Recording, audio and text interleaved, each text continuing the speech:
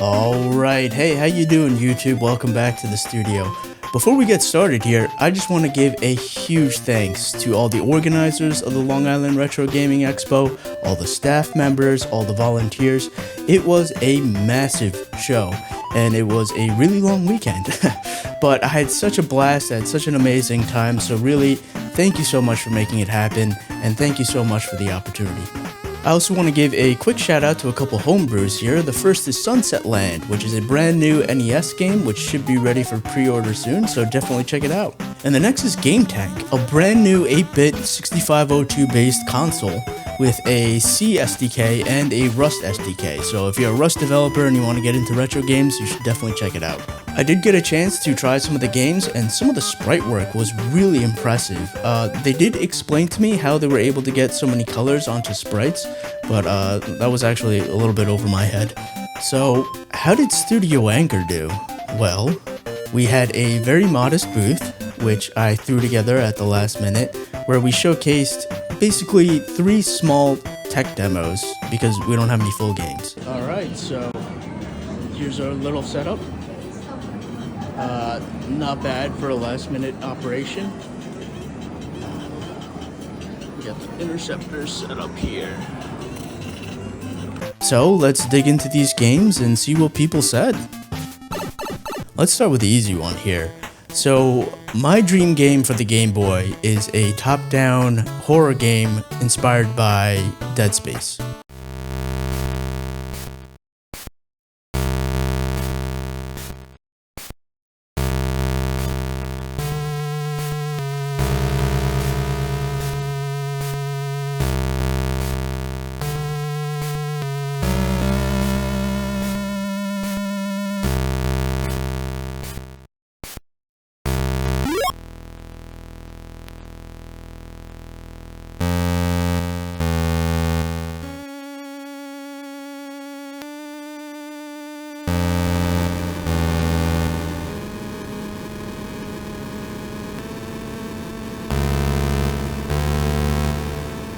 But in order to do that, I basically had to build a Zelda engine.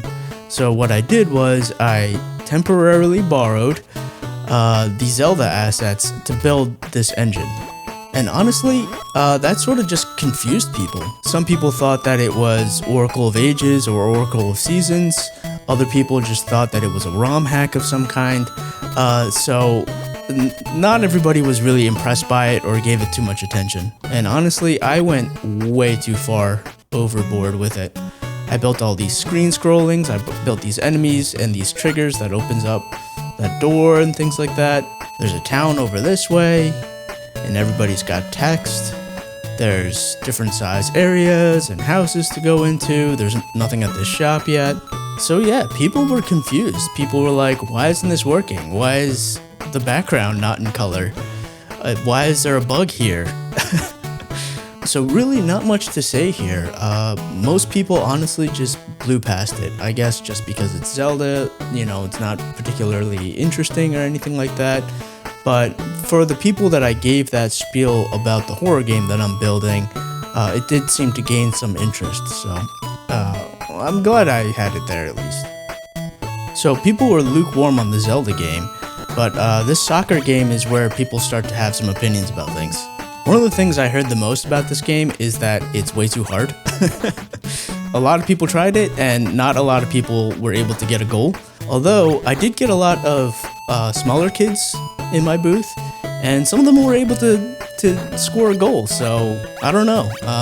I definitely think it is kind of hard. I think part of the reason for that is I did implement this auto switching. There is also manual switching, so I can switch manually by hitting the start button.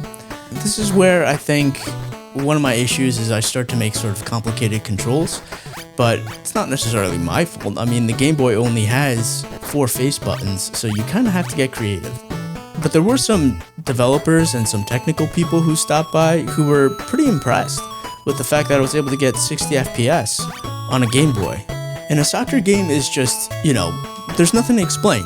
You know, people were just coming by and picking it up and playing it. I didn't need to explain anything, so, you know, who doesn't like just a fun vanilla soccer game?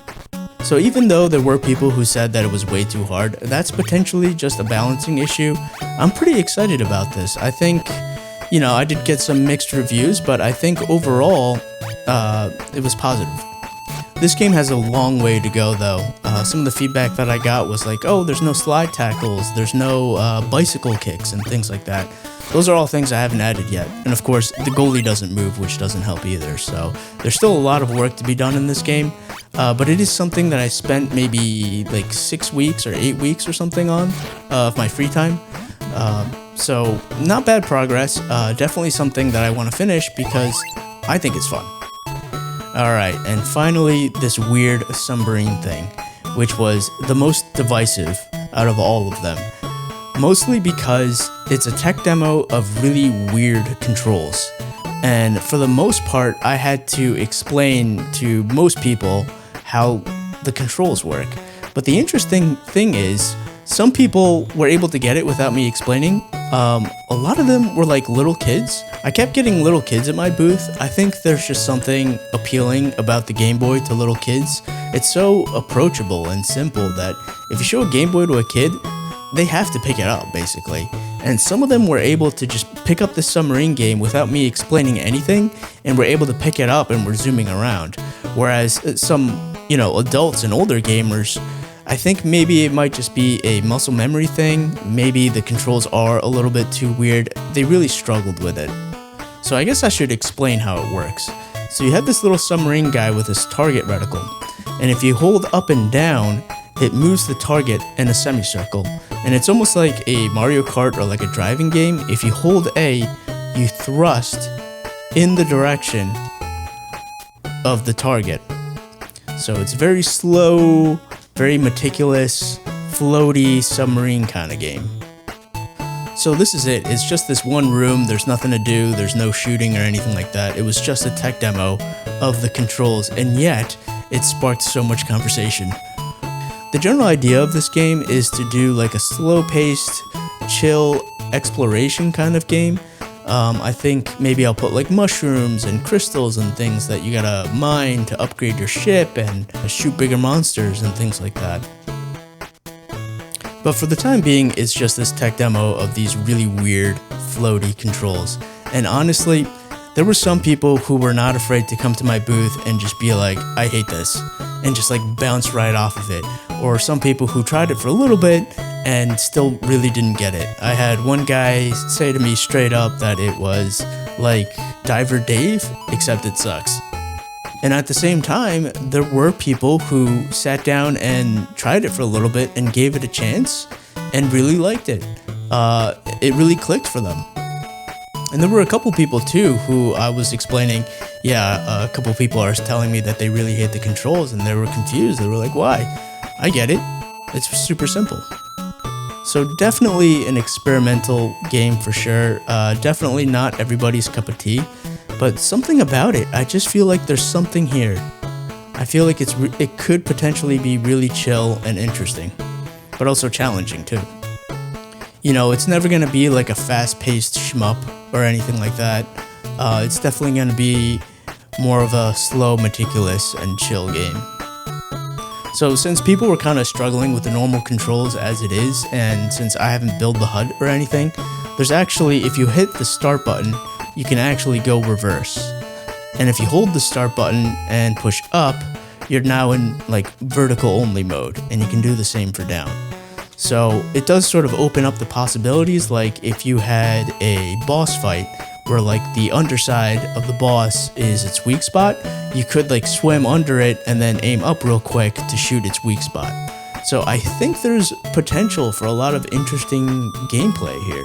One of the things I have been struggling with though is how am I going to do the shooting? Because with this, you're basically driving towards whatever you're aiming at. So you're going to run into whatever enemy that you're going to be aiming at. I've had a couple people just be like, yeah, that'll be fine. Just, do like normal bullets and shooting and stuff like that. But one of the thoughts that I had was like, if you hold B button, the target will turn square and you'll get like free movement. And whatever you hover over, like Star Fox 64, whatever you hover over will leave a target lock on it. So when you release B, it'll release torpedoes. and hit those monsters. So that's one thing that I was thinking of. Definitely going to be hard to actually code that. So yeah, definitely a divisive game for sure. But honestly, the people who it clicked with and the people who were excited by it were really excited about it. So kind of a mixed bag here. Either people really hate it or people really dig it. Me personally, it's not that I can't take feedback, but I do think that there's something here. This is a game that I believe in, and it's a game that I'm excited about. I think it's going to be different. I think it's going to be really interesting to have this on the Game Boy. So I think this is definitely something that I'm going to be pursuing in the future. So that's how LI Retro went for us. It was definitely an insane experience, but I'm so glad that we went, and I'm really happy that we have that under our belt because I think it was a really good experience for us. I had such a great time. It was such an honor to be there, and I will definitely be coming back next year. So if you haven't checked it out, definitely check it out next year. And thank you so much to everybody who stopped by and tried our demos. Whether you gave good feedback or bad feedback, it was definitely appreciated nonetheless. I really enjoyed the engagement, and a special thanks to everybody who subscribed. And especially if you're watching this video right now, you guys are the best. From the bottom of our hearts, thank you so much. And that's gonna wrap it up for this video.